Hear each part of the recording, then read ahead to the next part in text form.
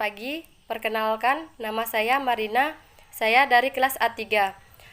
Baik, di sini saya ingin mempresentasikan hasil tugas saya yang saya beri judul Peraturan Pemerintah tentang Cara Mendirikan PT Perorangan sesuai dengan Undang-Undang Cipta Kerja. Adapun beberapa topik bahasan yang akan dibahas. Yang pertama, peraturan pemerintah. Yang kedua, perusahaan perorangan. Yang ketiga, unsur penting PT Perorangan. Yang keempat, proses pendirian PT Perorangan. Dan yang terakhir, pendirian PT Perorangan sesuai Undang-Undang Cipta Kerja. Baik, pertama kita akan bahas apa sih itu peraturan pemerintah. Peraturan pemerintah adalah peraturan perundang-undangan di Indonesia yang ditetapkan oleh Presiden untuk menjalankan undang-undang sebagaimana mestinya. Penjelasan ini tertuang dalam Pasal 5 Ayat 2 Undang-Undang Dasar 1945 yang berbunyi, Presiden menetapkan peraturan pemerintah untuk menjalankan undang-undang sebagaimana mestinya. Dalam Pasal 5 Ayat 2 Undang-Undang Dasar 1945, ada dua fungsi peraturan pemerintah, yaitu yang pertama, peraturan lebih lanjut ketentuan dalam undang-undang yang tegas-tegas menyebutnya. Yang kedua, menyelenggarakan peraturan lebih lanjut ketentuan lain dalam undang-undang yang mengatur meskipun tidak tegas-tegas menyebutnya. Baik, adapun 6 karakteristik peraturan pemerintah. Yang pertama, peraturan pemerintah tidak dapat lebih dulu dibentuk tanpa adanya undang-undang yang menjadi induknya. Yang kedua, peraturan pemerintah tidak dapat mencantumkan saksi pidana apabila undang-undang yang bersangkutan tidak mencantum saksi pidana. Yang ketiga, ketentuan peraturan pemerintah tidak dapat menambah atau mengurangi ketentuan undang-undang yang bersangkutan.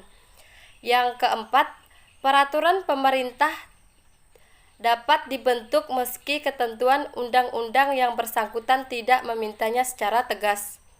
Yang kelima, ketentuan-ketentuan peraturan pemerintah berisi peraturan atau gabungan peraturan dan penetapan. Yang terakhir, peraturan pemerintah berisi penetapan semeta-meta. Baik, selanjutnya yaitu penjelasan tentang pengertian perusahaan perorangan. Perusahaan perorangan adalah perusahaan yang dikelola dan diawasi hanya oleh satu orang.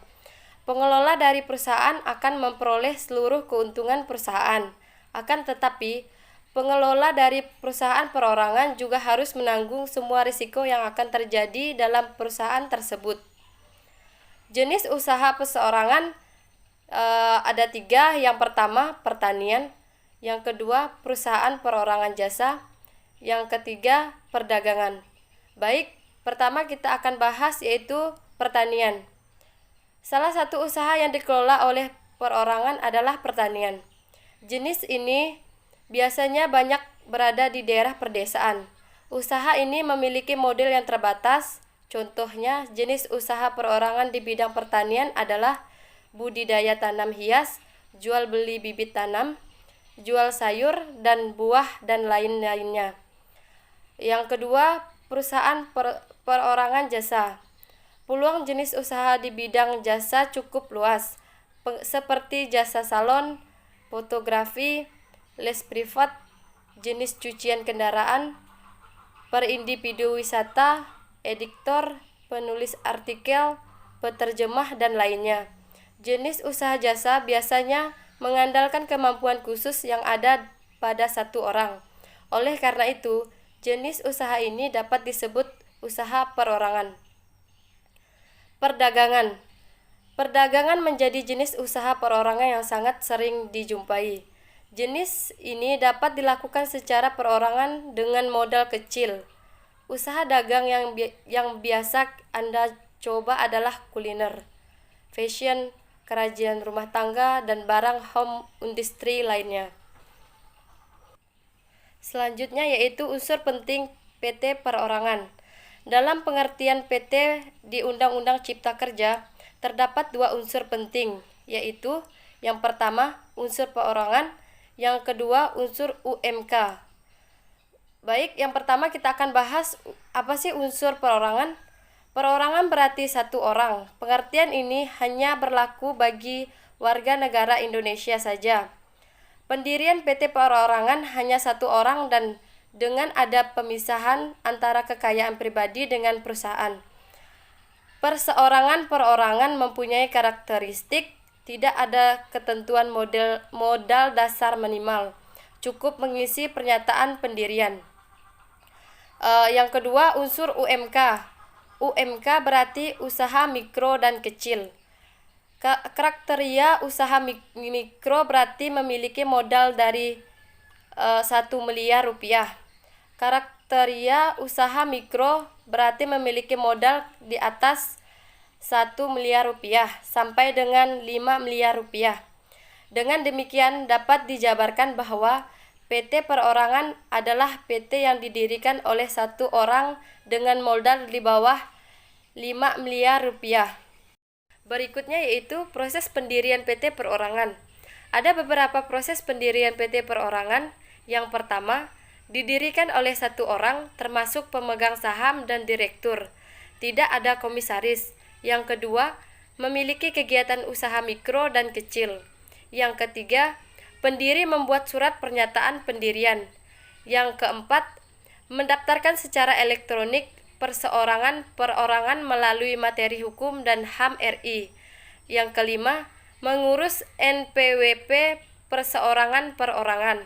Dan yang terakhir, mengurus NIP dan izin usaha perorangan. Selanjutnya yaitu pendirian PT perorangan sesuai Undang-Undang Cipta Kerja. Sebagaimana telah diresmikannya Undang-Undang Cipta Kerja Nomor 11 Tahun 2020, Undang-Undang Cipta Kerja.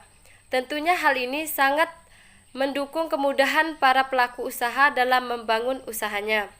Adapun beberapa dasar hukum, yang pertama yaitu Undang-Undang Republik Indonesia Nomor 11 Tahun 2020 tentang Cipta Kerja.